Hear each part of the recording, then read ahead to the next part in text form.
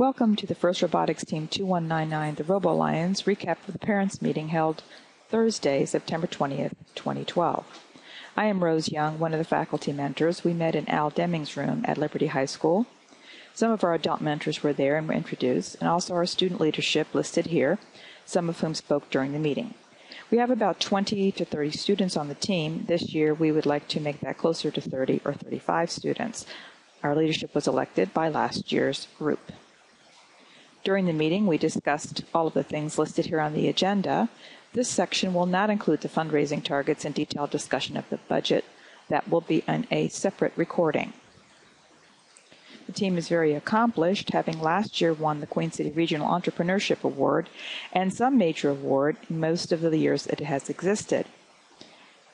We have most recently become the Battle of Baltimore, BOB, champion for the second year running.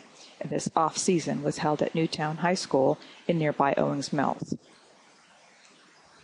One of the most important goals of this meeting is to discuss with students and parents the Memorandum of Understanding that is required from all members.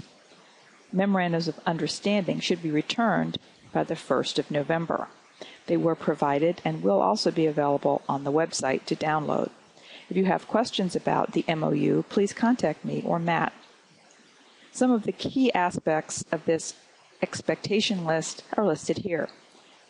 We expect students to maintain their academic eligibility, and more than that, we expect them to be excelling in their academic classes and to seek assistance if they need it.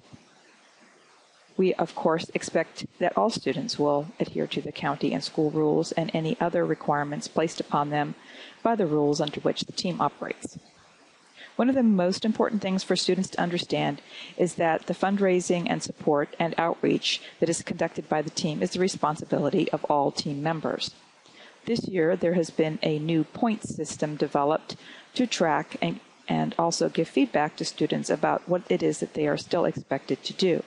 This will be discussed at an upcoming meeting, but students need to understand that that will include attending some outreach events and also doing a certain amount of fundraising. There will be safety training given during a meeting after school and at other opportunities, since we rate safety very highly for all of our members. Communication must be stressed.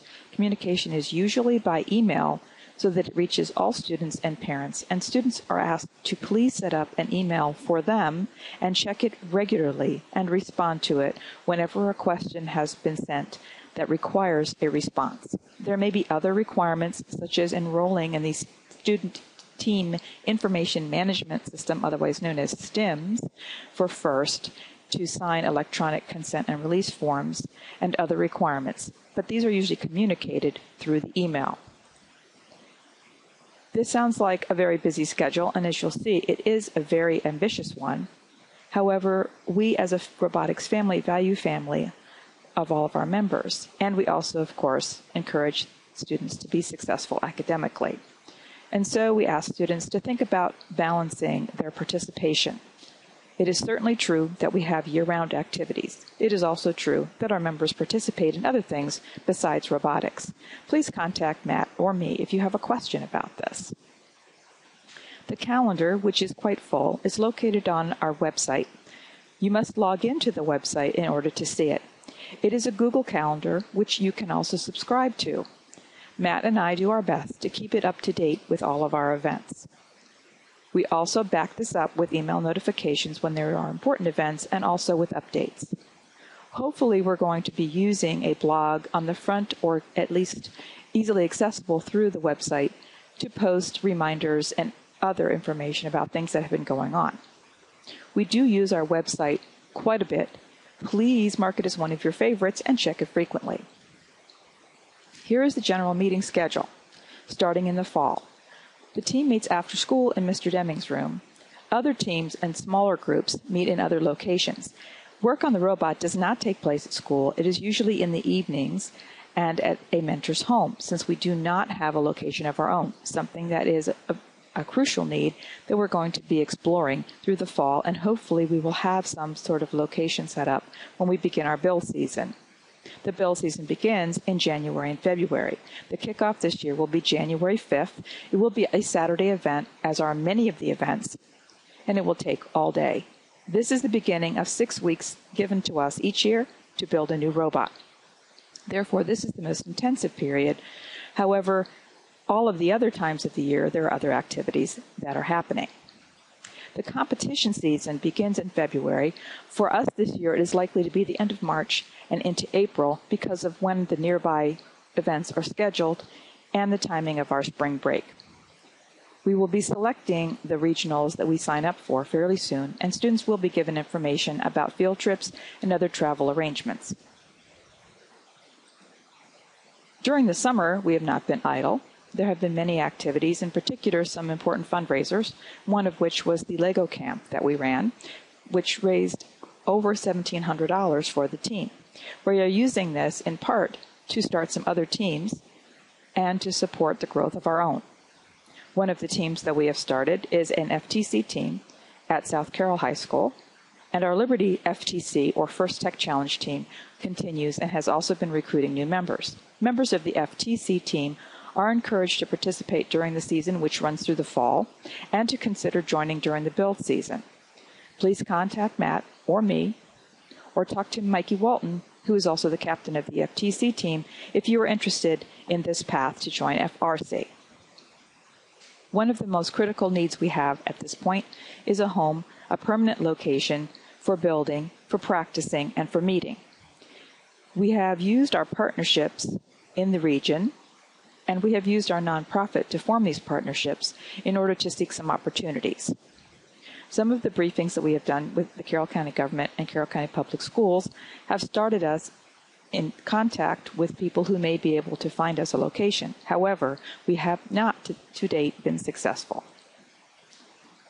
Our nonprofit, started last year and supported by the team, has officially attained nonprofit and 501c3 status. We have insurance, and we have registration as a nonprofit. This year, we have at least one sponsor donation to keep us going as a nonprofit. The goal of the nonprofit is to make STEM activities such as robotics available to more students in the area. We have done this through many partnerships, and we seek additional. The Freedom Area Rec Council is one of our major partnerships and has allowed us to run our camp and other activities. We have met with Carroll County Public Schools. We have contacted other businesses and the Carroll Technology Council.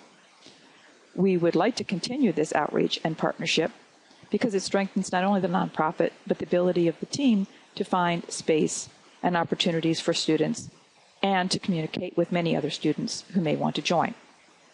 The board of this nonprofit, the full name of which is Partnership and Inspiration for Engineering Education and Entrepreneurship, will be meeting September 24th and meets approximately monthly. New board members are being sought at this time.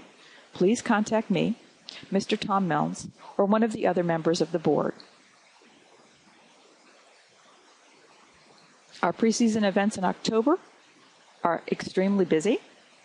The entire month, we have activities just about every weekend. These are our outreach opportunities for students who want to start to get some of those points. We also have a competition, October 12th and 13th. Forms were provided during the meeting and can be turned in any time until September 30th.